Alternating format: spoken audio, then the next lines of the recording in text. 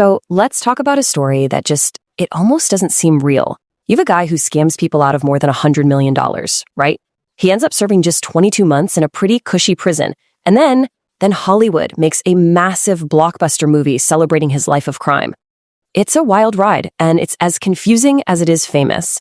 And right out of the gate, you have to hear it in his own words. This quote from Belfort himself, it's everything. It's not really an apology, is it? It's his whole philosophy. He's basically saying, yeah, I was greedy, but who isn't? I was just better at it than you are.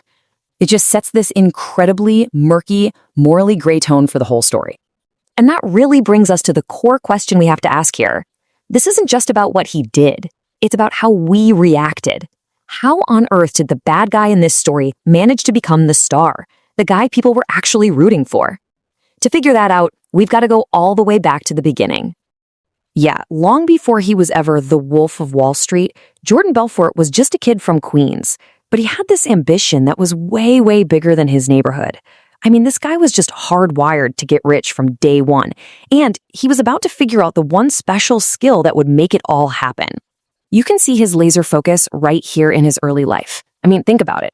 At 16 years old, he's not just working a summer job. He's running an Italian ice business that pulls in 20 grand. That's insane. He gets into dental school, but the very first day, the dean mentions it's not the fastest way to get rich, and poof, he's gone. Then he starts this door-to-door meat business that just explodes and then implodes just as fast. Every single one of these was a lesson. And this is the light bulb moment. After his meat business completely cratered, surrounded by rotting food and debt, he had this huge realization. The problem wasn't the product, the meat, the fish, none of it mattered. His real talent, his superpower, was selling.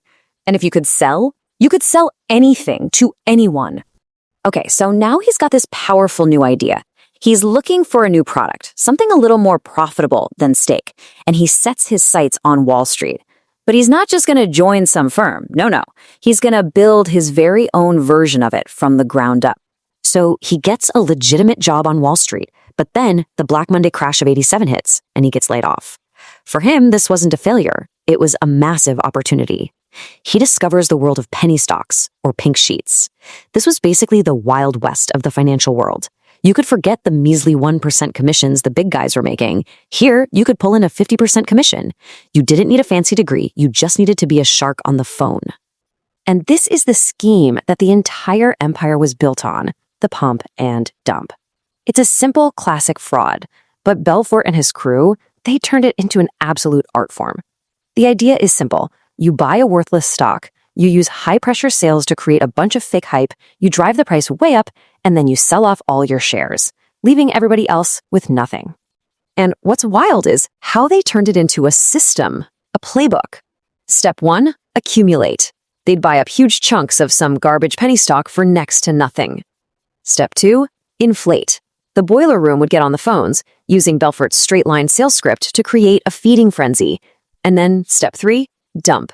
Once the stock hit its peak, Belfort and his inner circle would sell everything, crashing the price and walking away with millions. And the name? Stratton Oakmont. It was perfect. It sounds so old money, so respectable, right? But the reality? It was run out of a strip mall on Long Island, and it was staffed by his buddies from the neighborhood, college dropouts, basically anyone who was hungry and could talk a big game.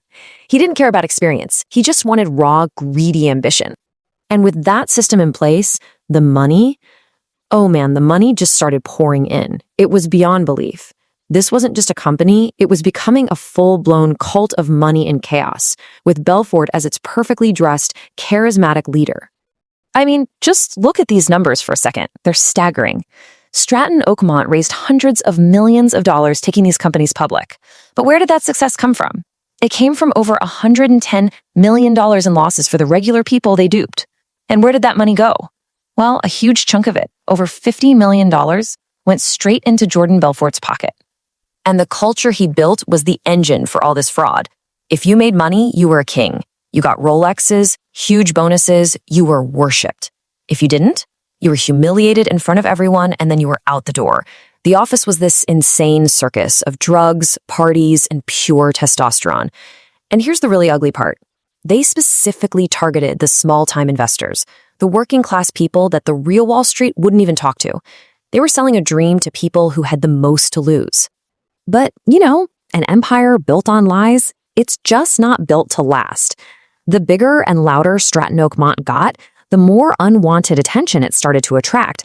The cracks were starting to show, not just from the outside, but from the inside too.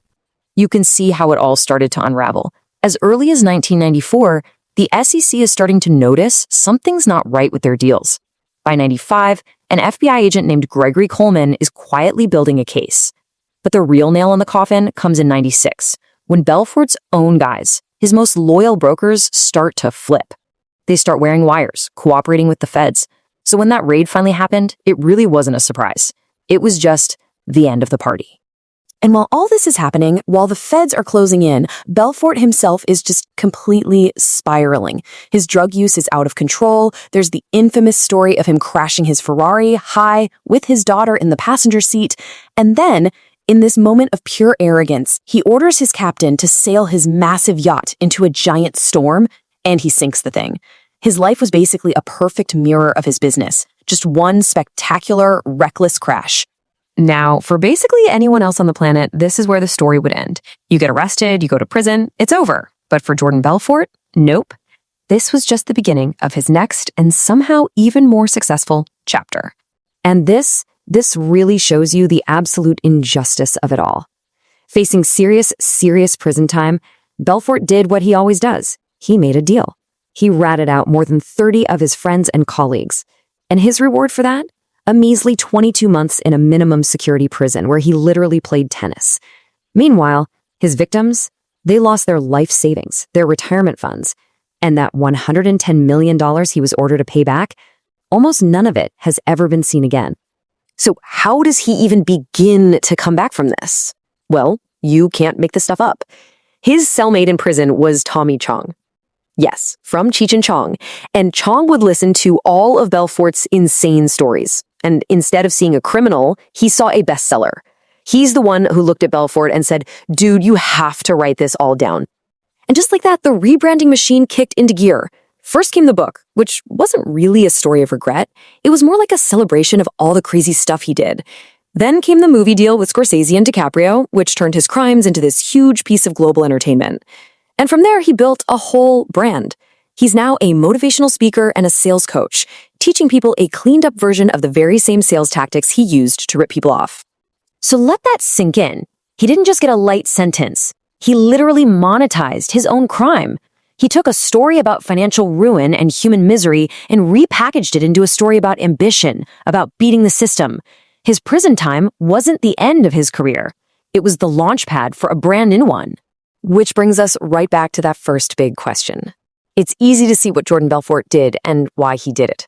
But the story's not really just about him anymore, is it? It's about us. Why did we watch? Why did we find it so entertaining? Why did so many of us turn the wolf into a hero? His success says an awful lot about him, but our fascination with it might just say even more about us.